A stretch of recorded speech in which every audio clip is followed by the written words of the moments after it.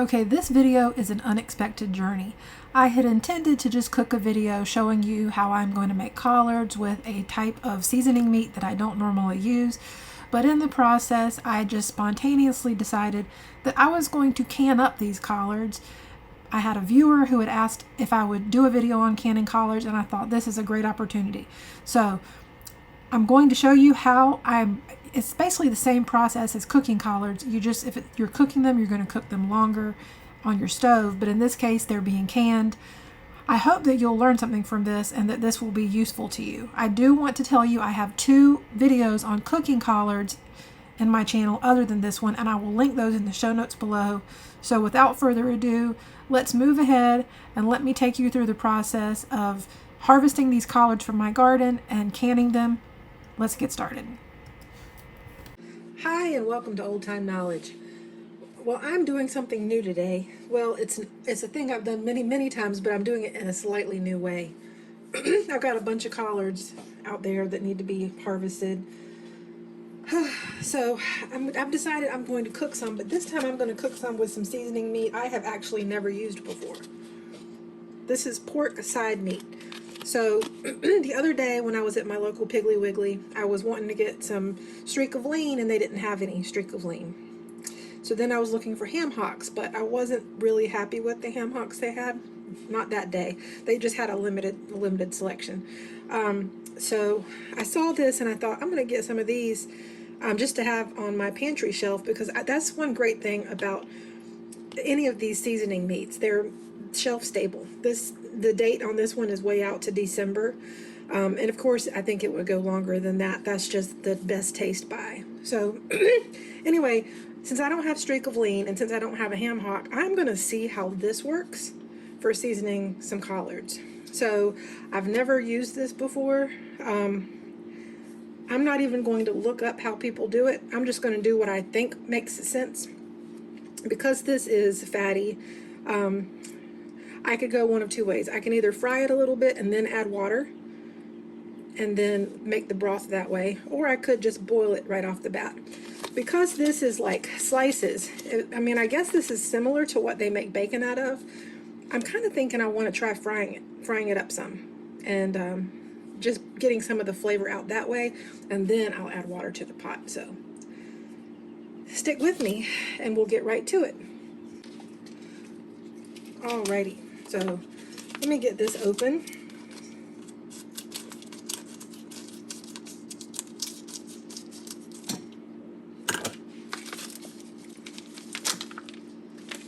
Well, it smells pretty similar to ham or ham hocks or something like that when you get it.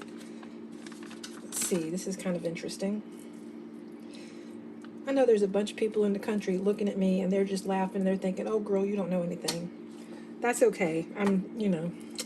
This does look like bacon, y'all. I really do assume this is, I was thinking the belly was what they made bacon from, but I think side meat and belly are about the same. But look at that.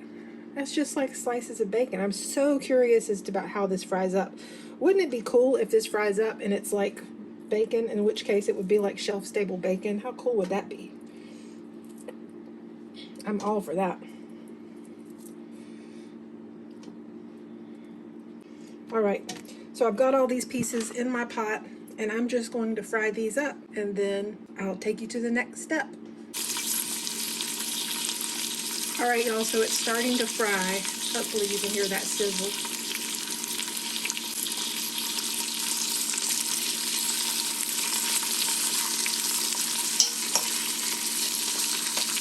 I'll let you know. All right, so here's a little piece from in there. This is cooked well enough. It just has to be 160 degrees to be safe. I'm gonna give this a taste and see how it is, because I'm curious if it's going to be more like bacon or more like ham or something completely different. All right, that definitely is more like ham. And that's fine, because I love that. It's good and salty. For the amount of this, I'm not 100% confident that this by itself is going to be salty enough for the broth when I add the collards to get them seasoned right, but we'll see. It's going to give the collards great flavor because this has great flavor. But if I have to, I'll just add salt to the collards when they get to the point that they're almost done, and then I'll know. So I'm just going to finish frying this up, and then I'll add water to it. All right, this will just give you a little more of a close-up view.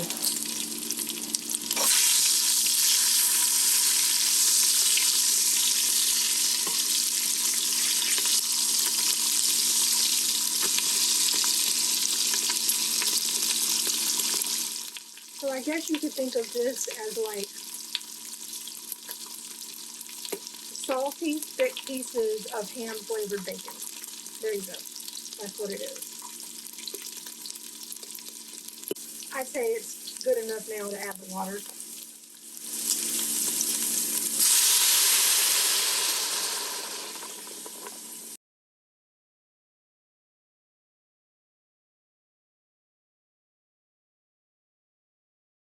All right, so I'd say that's enough water, and it will cook down some while it's just boiling. So I'm going to get this up to a boil, and then I'm going to cook this meat until the meat is itself pretty tender and kind of falling apart, because that's how I'll know that it's pulled out as much flavor as it's going to pull out into the broth. And then I'll take the meat out and put it aside to add to the collards when the collards are done cooking. So now I'm going to go out to my garden and harvest some of those collards. All right, y'all, so I just got in from the garden and I've got this clothes basket full of collards. I need to clean these and get them ready so that when the broth is ready, I'll be able to get the leaves in the pot. And yes, I fully expect that all the leaves in that basket will fit into that pot, which I know may surprise you, but remember, I'll be getting rid of the great big stems, and these things cook down like crazy. So I'll bring you back. All right, I'm going to show y'all real quick how to clean collards. This basket has collards of all different sizes, but the principle is the same regardless. So this is a collard leaf, and I haven't washed any of these yet. I'm going to get the stems off before I wash them. You just want to get rid of this thick piece of this stem. So I'm just going to break it just like that. And then this goes in a basket that I have in my sink. And this goes in a little bag that I have over there hanging from a drawer. Let me see if I could find a bigger leaf to show you. All right. So this leaf is bigger. It's kind of wilty actually, but that's okay. This one has that thick part of the stem coming way up into the leaf. All I'm going to do is grab up here. I'm going to grab up here like this, and I'm going to pull away and snap it. So that way I'm able to keep most of the leaf to go in my collards. So again, this is going to go in the basket in my sink, and then this will go in a bag that's going to go out to compost. Once I have all of the leaves cleaned like this, at least as far as the stems go, then I will rinse them all in the sink and they'll be ready to add to the pot. All right, I did want to mention one thing because I just harvested just all the collard leaves that I saw that looked like they might be okay, but clearly some of these are way too big. I don't know if you can really gauge the size of this, but this thing is almost as big across as the clothes basket. They're just, when they're like this, they're too big. They're going to be tough and the flavor is going to be kind of bitter. It's just not going to be worth cooking. So if you have any collards that you grow and they get to be real big like this, this is not a great thing. This is a bad thing. So that just means that they've gone a little too far, and that's okay. I mean, it happens. But the point is, don't even waste time or waste room in your pot trying to cook these huge collards. Just compost them. They'll be great for compost. I just wanted to mention that because, you know, a lot of times we think the bigger the better, but in the case of something like collards, and you know, I know it's the same with other things in the garden. Sometimes if you let things go too long, it's just not a good thing. So I wanted to mention that. Also, I'm going to show you in just a minute the size of the batch that's left once I've gotten the stems cleaned off and everything else. So, just a minute. I have super limited counter space, but I think you can probably tell I have reduced the amount of collards to what will fit in that sort of clear box, which is sitting inside of the clothes basket.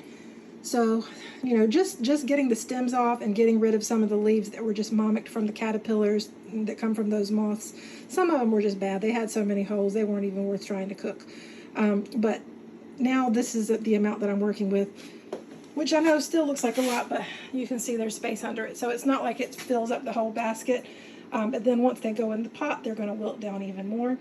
And you'll see how it goes. All right, y'all, so impromptu decision. First of all, I am done with this broth. I'm going to take the meat out of the pot, and I'm going to wash up my collard leaves and get them in the pot.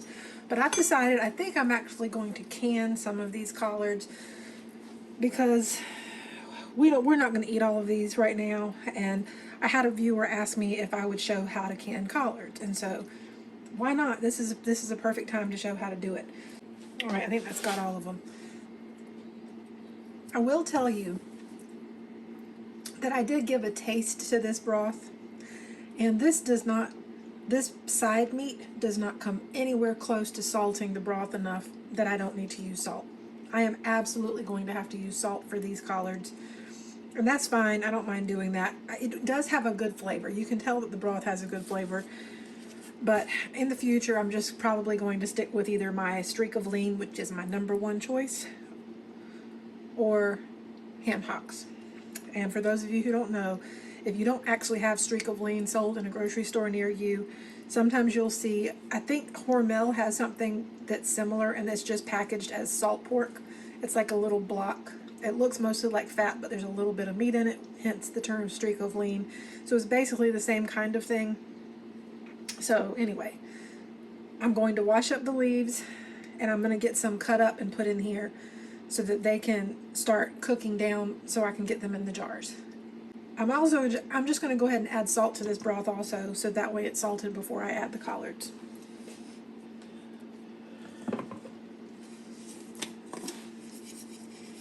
And I'm just going to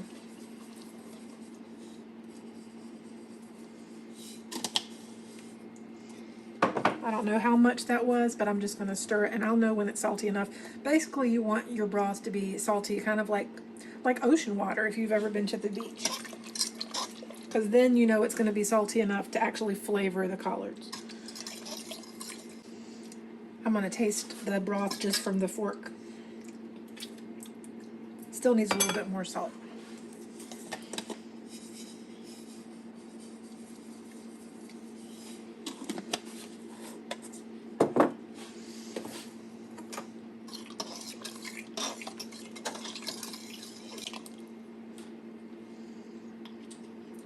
That's much better. I'm going to wash the collard leaves now and get them cut up and get them in the pot. Alrighty, so I've got a big bowl of the collards washed, and now I'm going to just put them on this mat next to the pot and cut them up into strips and get them in this pot so they can start cooking down. And so I'll show you how I do that.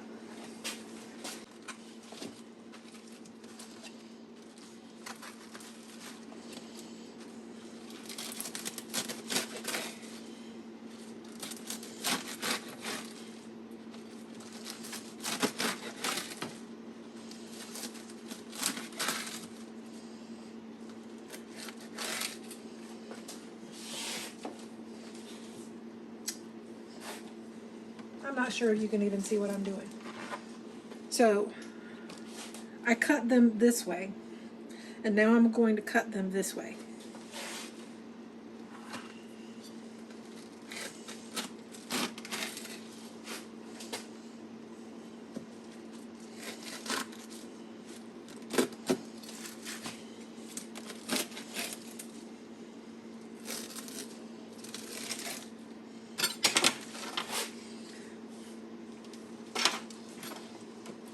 Alright, so now I've cut up the collard leaves. In case you're wondering why I do this, it's because I have only canned collards once before, and when I did, I had a lot of siphoning from the jars, and in addition, by the time they had totally cooled down after they were canned, they were only like half full. because the collards had absorbed all the liquid. And I think it's because I tried canning mostly the whole leaves, and I figure I'll just chop it when I go to eat them later.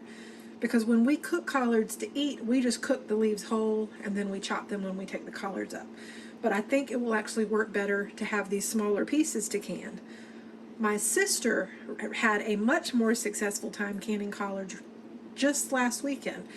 And she said that it actually worked better for her canning in quart jars rather than pint jars. So that's why I've got some quart jars over there, because I'm also hoping that will help. So between cutting it into smaller strips and canning in quart jars, hopefully this will be successful. We'll see.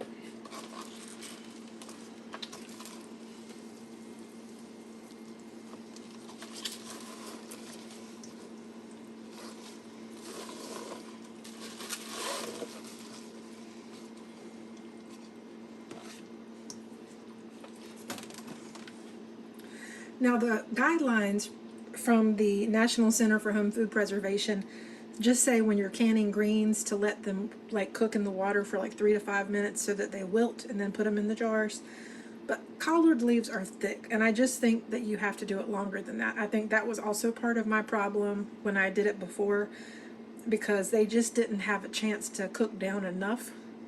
So by the time they were totally done canning and cooking, they had cooked down to their normal size, but that also meant that the jars were just really half full. I'm going to get a jar and show you what I'm talking about. All right, take a look at this. How sad is that, y'all? This thing was full to the brim with collards when I canned it, but now it's just got all this empty space in there. I hope you can see that. And gracious. I did do some reading, and they say as long as you've got at least half full of liquid, you should be fine. There shouldn't be a problem. But if there were less than half liquid, then that would be an issue where it might have siphoned too much, and so it wouldn't have processed correctly, excuse me. It might not would have processed correctly. So anyway, I'm trying to avoid this. So that's why I've cut up the pieces of collards, and I'm using quart jars, and we'll see if that helps. Okay, so I have all of the collards that were in that bowl right there in this pot. And I'm sorry that I'm holding this now, but I had to take it off of the tripod because I got some text messages I had to answer. So I'm probably going to just end up adding more to this because I may end up canning all of these collards rather than just cooking any just to have, because honestly, the meat is not amazing. Like, it doesn't have the same flavor as ham hock. And so serving the meat on the side is kind of beside the point. And if I can them, we can still eat them because the quality is good. The collards I canned before, even though the jars didn't have a lot of collards in them when they were all done, the flavor was really good. So, I don't know. I'll keep you posted as how I end up doing this. Let's see if I can get you to see this any better this time.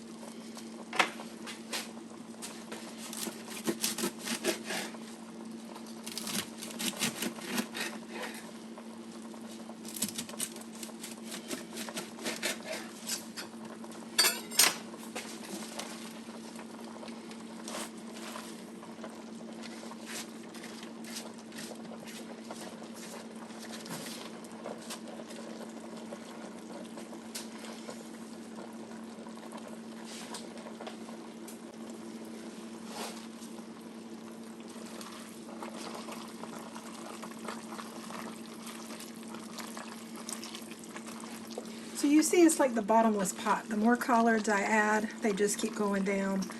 And there's plenty more room to add more. So that's exactly what I'm going to do.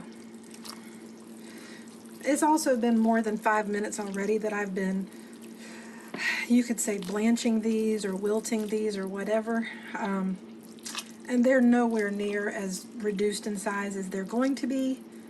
And that's what I want to avoid when I get it in jars. I don't want to have them shrink a ton.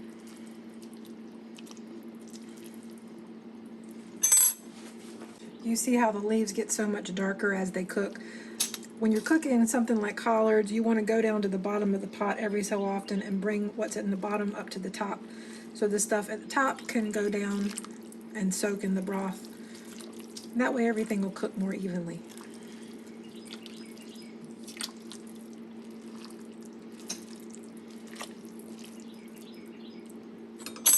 And I still have probably about 1/3 of the amount of collards left that I originally started with. So this pot has about 2/3 of them in it already.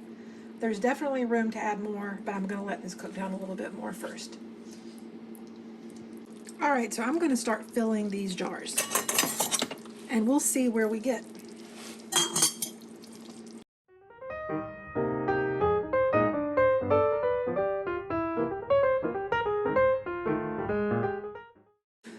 I want to mention one thing. I'm pretty sure I've gotten 1 or 2 little pieces of meat that escaped in there that were still left in the pot. And for most vegetables, when you can them, that is something that absolutely won't work. In fact, I didn't think it would work for collards, but my sister's the one who pointed out to me that the time for canning collards is 90 minutes, which is the same amount of time in quarts, which is the same amount of time for canning meats. So even though I'm not going to be adding meat to these jars intentionally, if some escapes and gets in there, it's fine, because it'll process for 90 minutes. For the quarts, it's you process them for less time. It's 70 minutes instead of 75 minutes, which is what it would be if it was a meat. But with this, it's the same amount of time either way, so it's okay if there's a little bit of meat that gets into the jars.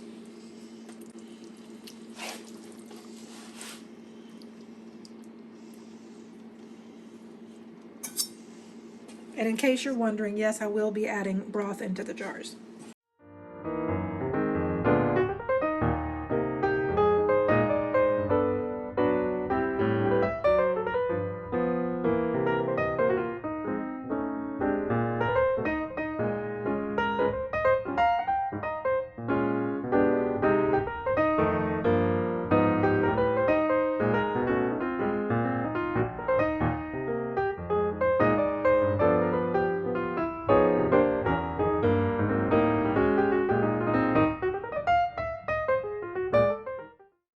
All right,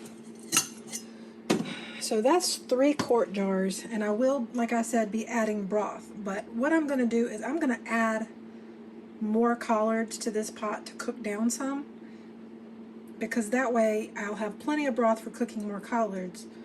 And typically when you're done with the collards, you might save some of we call it pot liquor. That's what we call the broth from the collards. We save some of the pot liquor to just pour back over the collards. It's really nutritious. It's good for you. But in this case, when I'm done cooking the rest of the collards, whether I put them in jars or not, then I'll divvy up the broth to put in whatever jars that I have for canning.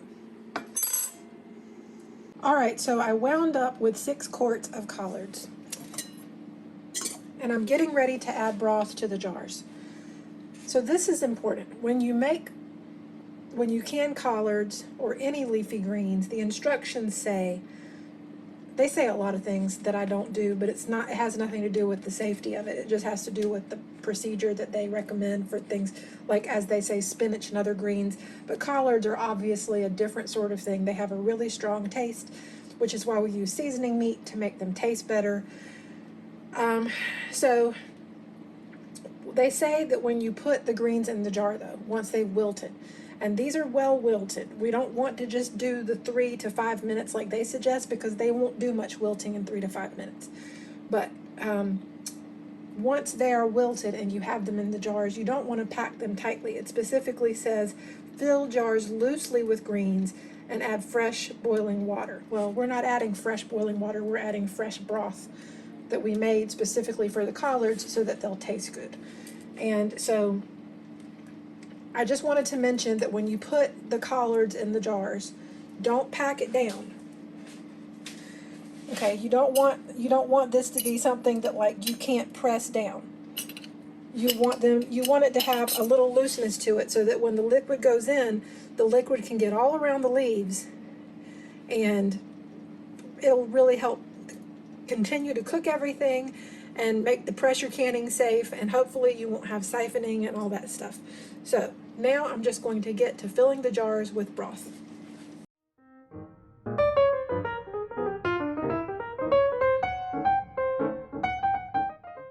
Also, you're supposed to fill the jars to within an inch headspace.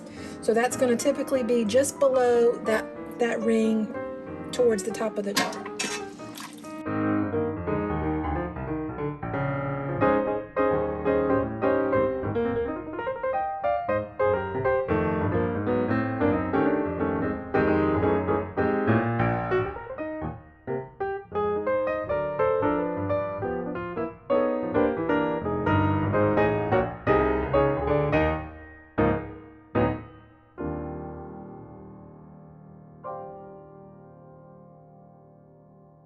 Alright, now I'm going to debubble the jars because we want to make sure there's no air pockets down underneath of the collards or around the collards. For that, I often will just use a chopstick. And I know I have this big canner in the way, but I don't know if you'll be able to see this.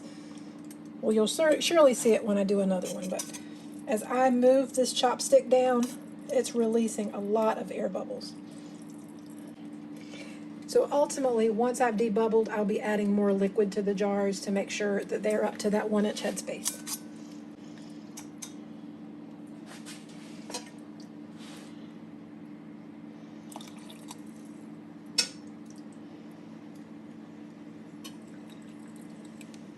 There we go.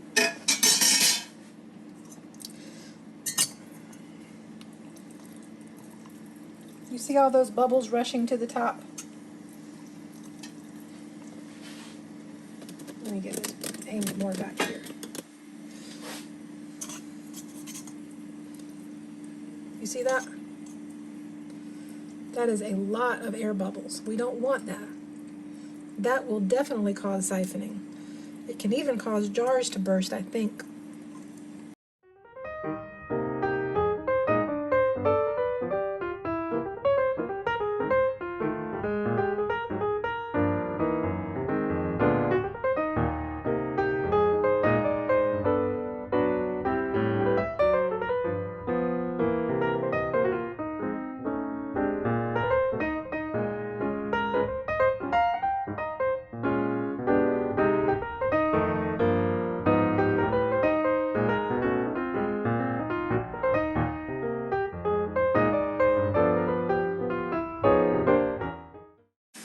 Alrighty, I'd say that's got it. So now I need to clean the rims of the jars with some vinegar, and then they'll be ready for the lids and the bands.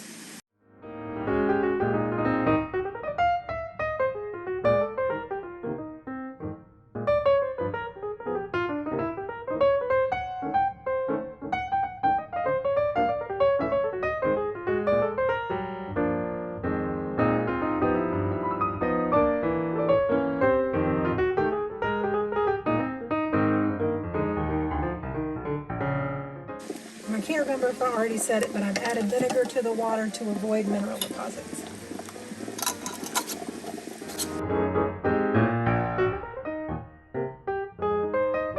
Alright, here's my canner. I've got my 6 quarts in there. I'm going to put the lid on and wait for it to begin venting with a steady stream of steam.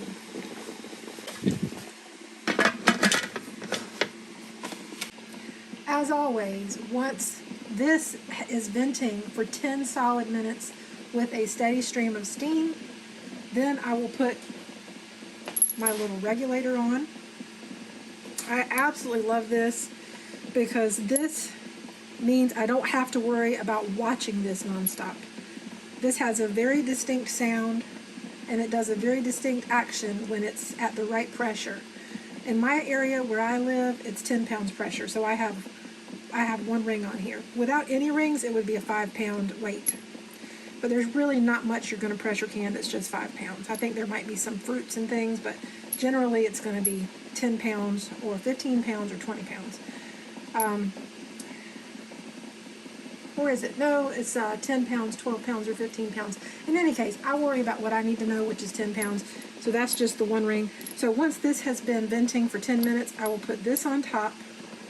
Then I will wait until it comes up to pressure. It will happen to say 10 or 11 pounds.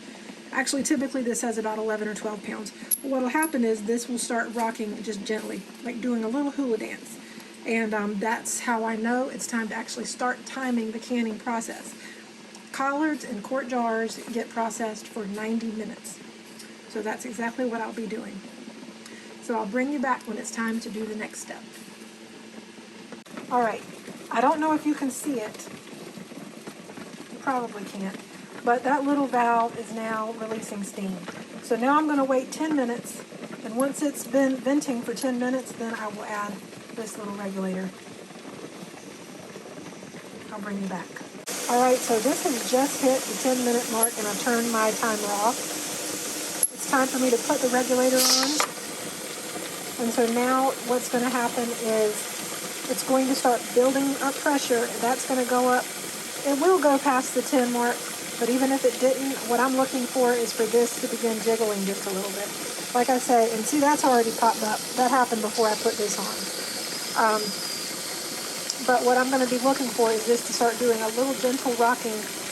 What I'll do is I'll start turning the dial down on my stove a little bit once the pressure starts climbing up to like 5 or 6 or so, because I don't want to keep it at high the whole time. I'm just keeping it at high to bring the pressure up, but then I'll start cutting the temperature back so that it'll be at a good steady pressure for the duration of the processing time. I'm not going to start timing it until this starts rocking. That's when I'll start the countdown of 90 minutes. So I'll bring you back when it starts rocking so you can see how that looks. All right, you see it's up to 5 now. I'm actually going to cut the temperature back on the burner just a little bit, just so that it won't be at high. I'm going to start backing off on the temperature, and I'll keep doing that until it gets to the right pressure. All right, so you see how this is wiggling? Regardless of what's happening on there, that's what I want to see. I want to see that thing just wiggling like that. I'm actually going to turn the burner down just a little bit because it doesn't need to jiggle so hard. It just needs to gently wiggle, and that'll be all it needs. So let me turn the burner down. All right, so I have turned the burner down to about medium, and it's still jiggling kind of hard, but I know from experience that it will just slow down a little bit. I've also set my timer for 90 minutes because since it's at the correct pressure now is when I begin timing. So I'm just going to let this go for 90 minutes, and then when it's done, I'll bring you back. All right, so these actually came down to room temperature probably almost an hour ago, but I got busy doing other things, so I'm just now getting to where I'm going to get the lid off.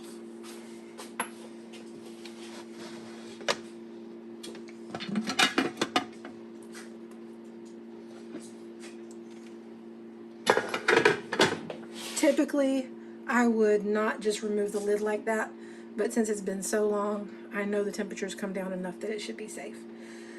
I do see that there was some siphoning, and I can't say I'm super surprised just because there is fat in that broth, and so anytime there's fat, you have a chance of siphoning. But let me get these out and see what we've got.